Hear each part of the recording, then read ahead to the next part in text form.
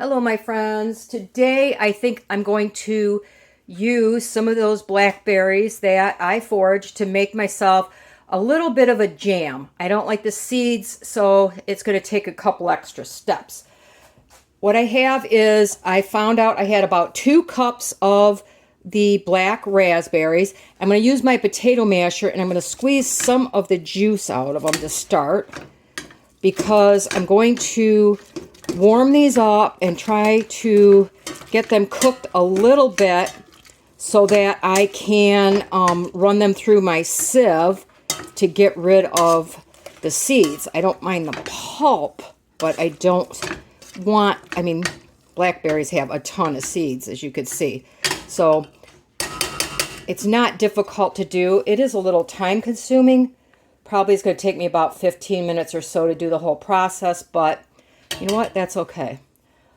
So on my way back from the garden today, I go out in the morning. I usually feed all my animals, and then I stop at my garden and weed a little bit. I found a few things that I'm going to show you what I found, and I'm going to make a quick pickle this afternoon. So I thought I wanted to start with the jam though. So now I'm going to turn the heat on. Not too high, because I definitely do not want to burn these. And I'm going to add just a little bit of sugar, because it helps draw some of those liquids out. So right now I have about 1/4 cup. With blackberry, you do not need pectin. It has a lot of natural sugars or pectin in it. So it's just a matter of cooking it long enough to make it gel. And that is the nice thing. If you're on a budget, there's several fruits. If you look up, no pectin apple jelly. Apples have a lot of natural pectin. Unfortunately, things like strawberries do not. But in that case, you could add something like lemon juice to get enough pectin, or what makes pectin gel, into your food, jellies, jams, that do not have to go out and buy the pectin, which has really gotten expensive in my area at about $4.50 to $5 per box. I have a video that shows how you can make your own pectin using apples. I will see if I could find it and link it below, because that's how I make the majority of my jams and jellies. Is I use the apple, because it really doesn't have a whole lot of flavor on its own, to make the jelly and whatever you want it to be. So I'm going to continue to cook this down for a few minutes, and then I'm going to run it through my sieve here. Okay, I warmed it just long enough to get some of the juices out, as you could see. I'm going to use the back of a spoon, and I'm going to take my time, and I'm going to press as much of the juice and the berry through this sieve, trying to just leave the seeds behind. Okay, that step is done, and if you don't mind the seeds, you can keep them in, because you're going to lose a lot of volume when you do not have the seeds in here. I have about a little over half a cup of my berry juice there, and some of the pulp. So I've decided, since I mentioned it, that I'm going to show you my homemade pectin that I made. It is just the cores and the skins off of the apples when I make applesauce and things like that, apple butter. And I'm going to make this go a little further. I want at least a cup of the berries, or cup. And like I said before, apple is pretty mild. And what I'm going to do is I just filled this up to 1 cup. I hope if I pour this over here and mash it a little bit more, that I might get a little bit more of that berry flavor in here. All right, I'm done straining everything, and I decided to add another half a cup of that apple juice. It's really apple juice. You could use apple juice. It's just not quite as thick as the pectin. And I ended up stirring the blackberries into the pectin, hoping that later, if I make another jelly, a berry jelly, that will impart some of the flavor in there. So I'm not going to let the rest of that pectin go to waste. Now, the amount of sugar you put in here is kind of up to you. It does need some. Remember, I started with that 1/4 cup. I have 1.5 cups of juice. I prefer to taste the flavor of the fruit more than have that kind of cloyingly sweet jelly that sometimes masks the flavor because it's all sugar, or in a lot of cases high fructose corn syrup. So I started with half the amount of sugar. It will take a little bit longer to gel. The more sugar you have, the faster it will gel. So it's just a matter of time. I'm going to bring this up to a good boil, and I'm going to stir it once it comes to that boil until it hits the gel stage. And in the meantime, in my freezer, I have a bowl. I want to get it super cold because it's one indication of if your jelly has been set or not. I'll show you how to do that. Do the process of bringing this up to a boil. I do not put it on high. I put it on medium, so it takes a little bit longer.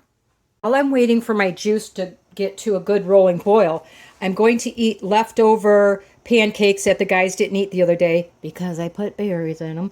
But I wanted to show you, look at the syrup that I made. It got really thick, and it is like a kind of almost like a caramel. You could top biscuits or something with that. I'm just going to throw it in the microwave and melt it back, but I just thought that was kind of really cool that you could use this as some type of a topping for biscuits or something kind of sweet on the side. All right, my liquid here, my jelly is coming up to a boil. Now the part is, and I forgot to tell you, put it in a much larger pan than you think is necessary, because this stuff can foam up quite high, and the last thing you want is this mess all over your stove. So now it's going to be a matter of letting it boil, and while I'm stirring, because I don't want it to burn, and then I will show you how I'm going to test it to see if it has hit that gel stage or not. Hopefully you can see the bubbles are getting a little bit larger. I still want them a little bit larger than that before I test it. And I have to say this has been going for about 5 minutes now. It's boiling really rapidly now. You could see they settled down in the middle a little bit. They're just kind of like coming to the surface, but they're not making big breaks. So I'm going to turn that off just for a second because I'm going to do the gel test. Basically, I'm going to take just a little bit of this on my spoon, and I had that bowl in the freezer, and you're just going to put it on the bowl. Helps it cool down a bit faster.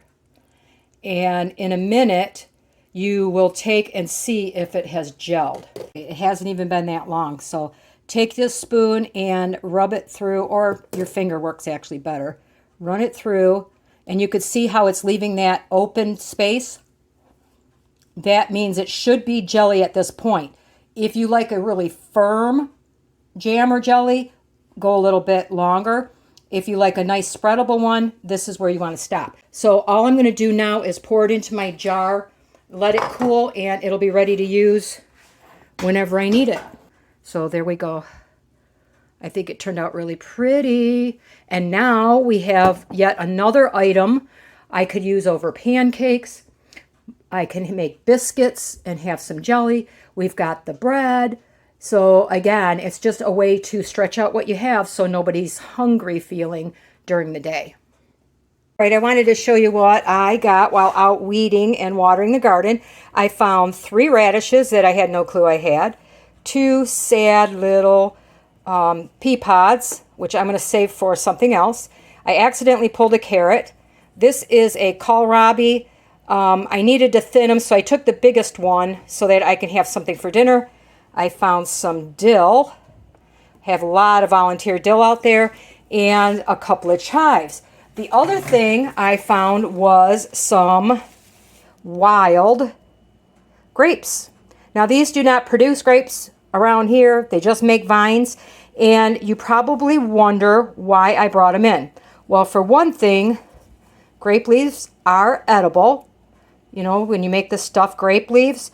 But most importantly, these little tendrils that they get, like this, they're very kind of tangy and sweet at the same time and a little bit grapey. And I thought the tendrils would be really nice in what I'm going to do next, which is a quick pickled vegetable. Right, making a pickle is pretty easy. I'm just going to warm this up. I have in here 2 tablespoons of sugar, 3 tablespoons of vinegar. You can adjust it to your taste. I chopped up the dill, and I put a little bit of my ginger in there, just a quick little grind. I just thought it would be something to add a little flavor. All I'm going to do is make sure the sugar is well dissolved and bring it up to almost a boil. I don't want to boil it in this little pan. And then I will pour it over my vegetables. So it looks like my sugar's dissolved. I'll let that heat up for just a second here. Oh, there it goes. That's all I need. Just make sure it comes up to a good simmer. All right, I'm going to cut the heat out. And what I decided to do, it helps the pickle go faster, is I shredded the vegetables. Unfortunately, the radishes were pretty woody. I only got a little bit of that bright pink in there.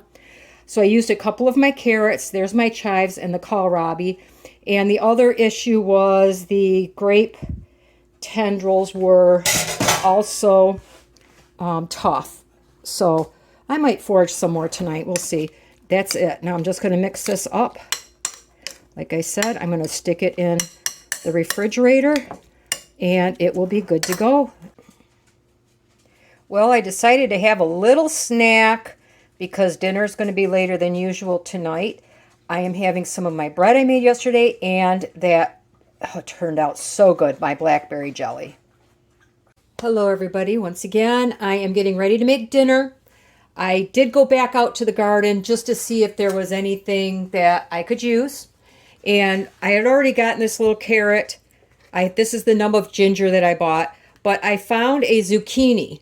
Now, when they look like this, it just means it did not get pollinated properly, so it's not going to grow any further.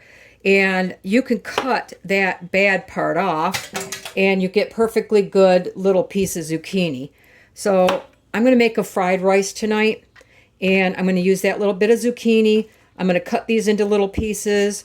I found, 4, 5, 6, 7, 8, 9 green beans I'm going to add. I'm going to use some of my carrots, some of my chicken eggs.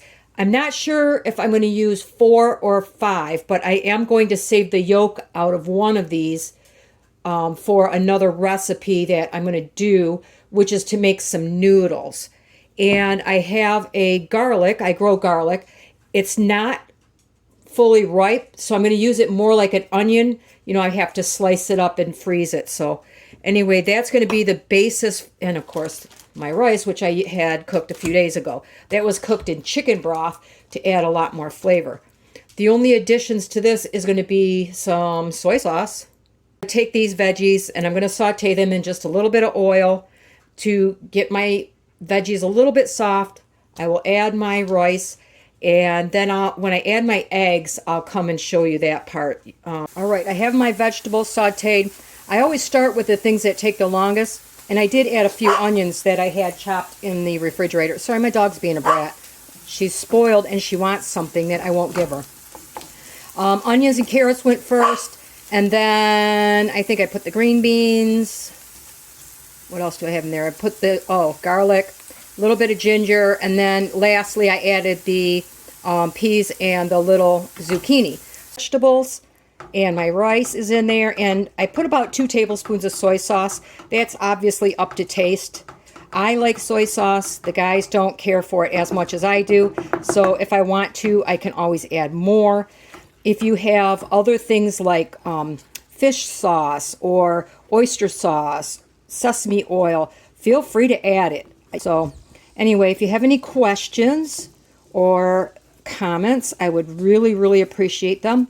Let me know what you think about how I'm doing so far. If there's something I can do better, I'd like to do that because I'll be working on this for the next month. I'll give you a quick look at dinner once it's done.